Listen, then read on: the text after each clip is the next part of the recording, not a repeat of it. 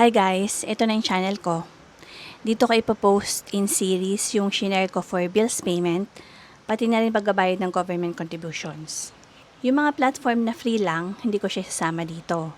Ang i-share ko ay mga platform na free or no convenience fee at may bonus.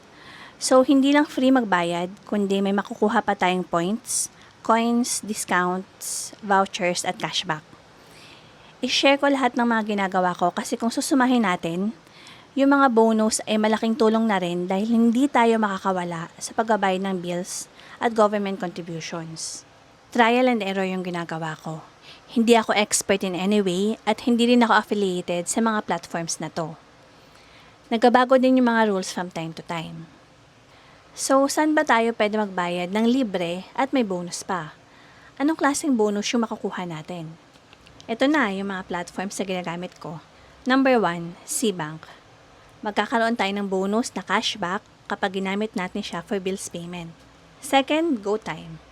Meron tayong points kapag ginamit natin siya for bills payment of at least 100 pesos.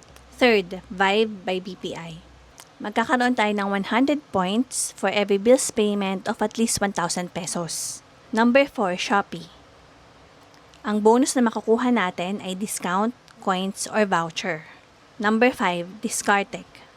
Magkakaroon tayo ng cashback kapag ginamit natin siya for bills payment of at least 100 pesos. Number 6, BPI app.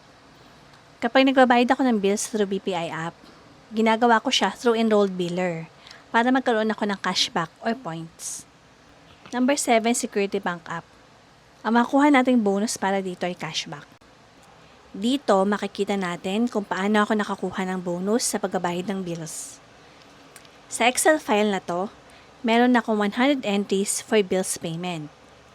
Ang total amount na babayaran ko ay 85,070 pesos and 88 cents.